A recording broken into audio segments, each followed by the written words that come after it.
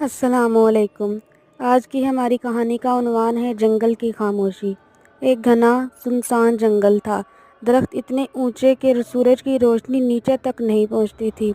دن کے وقت بھی وہاں ہلکی سی دھند چھائی رہتی تھی۔ جنگل کے جانور اکثر کہتے تھے، یہ جنگل بہت خوبصورت ہے، مگر اس کے بیچ میں جو پرانا برگد کا درخت ہے وہاں کبھی مت جانا۔ ایک دن ایک نوجوان بندر ریکو نے کہا، میں اس درخت کو دیکھنا چاہتا ہوں۔ آخر اس میں ایسا کیا ہے جس سے سب ڈرتے ہیں؟ بھیڑیا راکس اور لومڑی فدا نے اسے روکا۔ ریکو وہاں سے آج تک جو گیا ہے واپس نہیں آیا۔ مگر ریکو نے ہنستے ہوئے کہا، ڈر کے آگے کیا ہے؟ صرف سچ۔ اور وہ درخت کی سمت چل پڑا۔ جنگل خاموش تھا۔ ہر طرف پتوں کی سرسراہٹ اور ایک عجیب سی گنگناہٹ سنائی دے رہی تھی۔ جب ریکو اس پرانے برگد کے درخت کے پاس پہنچا تو کیا دیکھتا ہے، زمین لرزنے لگی ہے۔ درخت کی جڑوں کے نیچے سے ایک مدھم سی روشنی نکلی، جیسے کسی نے وہاں کچھ قید کر رکھا ہو۔ ریکو نے تجسس میں آ کر مٹی کھودنا شروع کی۔ جیسے ہی اس نے جڑوں کو ہٹایا، ایک سیاہ چمکدار پتھر سامنے آیا۔ اچانک پتھر سے سرسراہٹ کی آواز آئی اور پورا جنگل سناٹے میں ڈوب گیا۔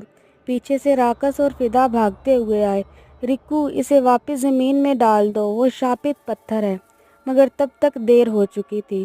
درخت کے تنے سے دھواں اٹھنے لگا اور اس میں سے ایک سایہ ابھر آیا، ایک پرانے بھیڑیے کی روح جو صدیوں سے اس پتھر میں قید تھی۔ روح نے چیخ کر کہا، تم نے مجھے آزاد کیا ہے، اب تم سب آزاد نہیں رہو گے۔ پورا جنگل ہلنے لگا۔ درخت ایک دوسرے سے ٹکرانے لگے، چڑیاں بے قابو ہو کر اڑنے لگیں۔ ریکو، فدا اور راکس بھاگنے لگے، مگر دھند اتنی گہری تھی کہ راستہ نظر نہیں آ رہا تھا۔ تب راکس چلایا، ہمیں اس درخت کو کاٹنا ہوگا، یہی اس عذاب کی جڑ ہے۔ ریکو نے لرزتے ہاتھوں سے کلہاڑی اٹھائی۔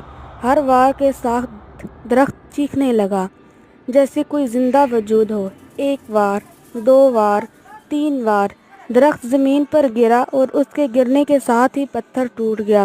جنگل میں روشنی پھیل گئی، ہوا رک گئی، دھند چھٹ گئی۔ مگر جب سب نے پلٹ کر دیکھا، ریکو وہاں نہیں تھا۔ صرف پتھروں کے بیچ اس کی کلائی کی کڑی گری ہوئی تھی۔ فدا چیخ پڑی، ریکو، کہاں ہو تم؟ بس زمین پر اس کی کلائی کی رسی پڑی تھی۔ راکس کی آنکھوں میں آنسو آ گئے، لیکن تب جنگل کے بیچ سے ایک مدھم سی گنگناہٹ دوبارہ سنائی دی۔ وہ دونوں چونکے۔ درخت کے گرے ہوئے تنوں کے نیچے سے سبز روشنی نکل رہی تھی۔ فدا نے ڈرتے ڈرتے تنوں کو ہٹایا اور اندر سے ریکو باہر آیا۔ زخمی تھا مگر زندہ تھا۔